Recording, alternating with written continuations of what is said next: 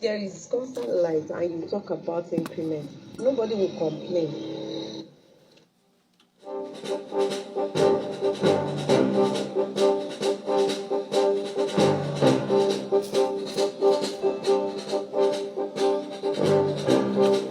Still in Delta State, Ishakiri women today blocked the entrance of Delta State Oil Producing Area Development Commission, the SOPADIC office, in Warri with catafalque, while sons and daughters of the Ishakiri Nation took their protest to the Nigeria Upstream Petroleum Regulation Commission, NUPRC zonal office in Warri.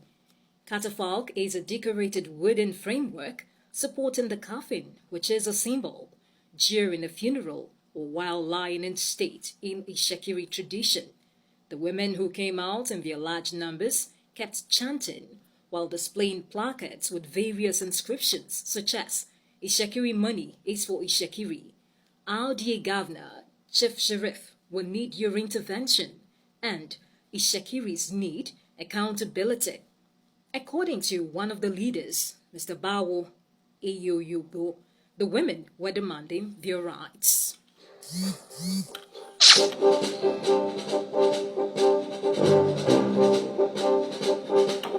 In another related event, the Loboshari of Warri Kingdom, Chief Omar Iyowoma, said the agitation by Shakiris demanding the implementation of the Petroleum Industry Act, PIA, is legitimate. Iyowoma stated this in Warri when he and the Warri Council of Chiefs stormed the venue of the peaceful protest by the Shakiri sons and daughters at the NUPRC office to appreciate the protesters.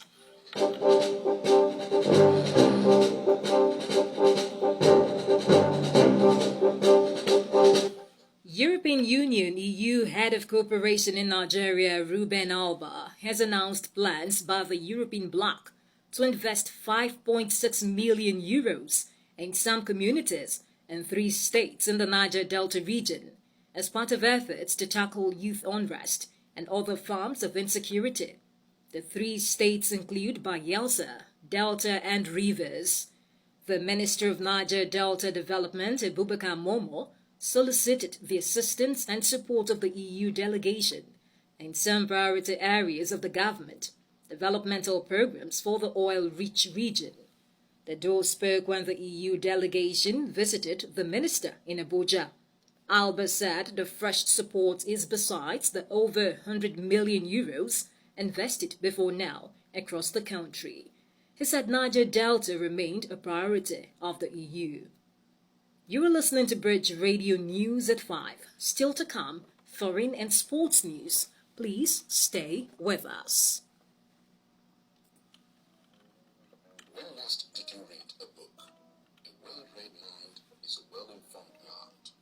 Former reading habit. Copper Book today.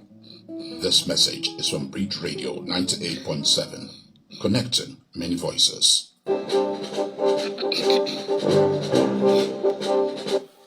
Welcome back to Bridge Radio News at 5, and now to the foreign scene.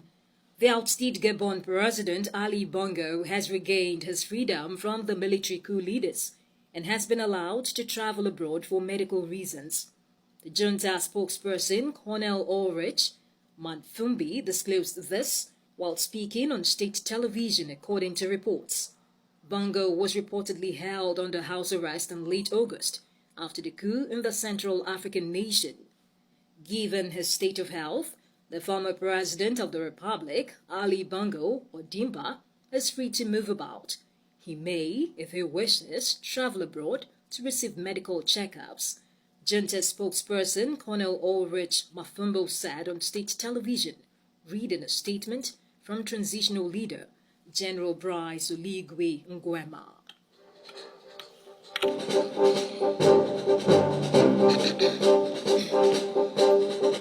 German prosecutors today announced the arrests of 2 Syrians suspected of belonging to foreign terrorist organizations, including the alleged leader of a rebel group which joined the Islamic State. Amr A. and Basil O. were detained in Kiel and Munich on Wednesday and placed in pre-trial detention. federal prosecutors said in a statement. Amr A, who is alleged to have founded the leeward Jand al-Rahman in 2013 in the Syrian province of Deir ez-Zor, said his fighters had repeatedly engaged in hostilities against the Syrian army. Germany has arrested several Syrians on its soil over crimes committed in their country, and one of the high-profile cases to be brought to trial was that of a former Syrian colonel who in January 2022 was found guilty of crimes against humanity committed in Damascus.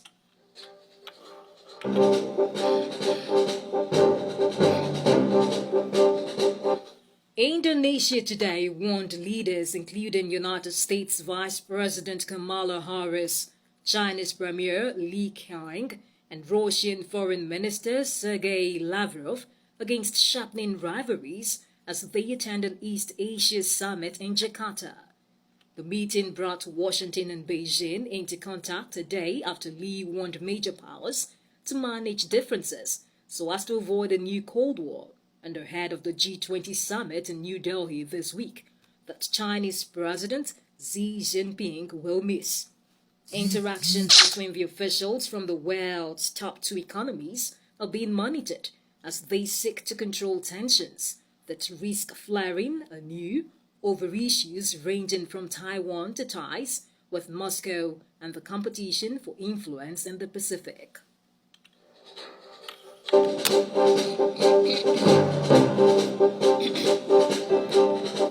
And now sports. The Super Eagles had kicked off their preparations for the 2023 Africa Cup of Nations qualifier against Sao Tome and Principe at the Godswill Babio International Stadium, Uyo.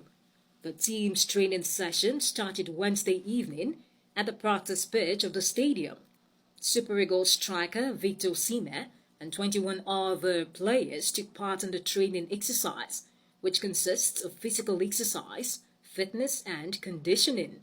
Those in training include Jamilu Collins, Taiwo Awoniyi, Wilfred Ndidi, Raphael Onyedika, Calvin Bassey, William Ekeng, Ola Aina, Shamir Jayi, Joseph Aribo, Ademola Lukman, amongst other invited players. The Super Eagles are top of their qualifying group with 12 points from 5 matches, but they will need at least a draw with bottom team Sao Tome to win the group ahead of second-placed Guinea-Bissau, who host Sierra Leone at the same time on Sunday. Both Super Eagles and Guinea-Bissau have qualified for the 2023 AFCON, which will be played in Côte d'Ivoire in January 2024.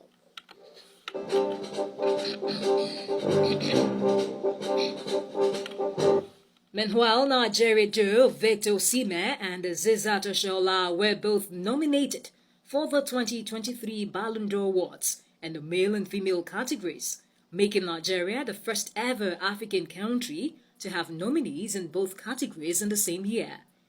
Victor Osimhen becomes the first Nigerian to be nominated for the men's Ballon d'Or since 1999. In a chat with Bridge Radio sports correspondent Chioma Favor, some football lovers expressed their views. No better words than that for the trailblazing duo Victor Osimhen and Asisat Oshoala. Now, this is Oshoala's nomination for the second successive year in the Nigerian Finals. We're trying. We have to do this again. We saw Osimhen's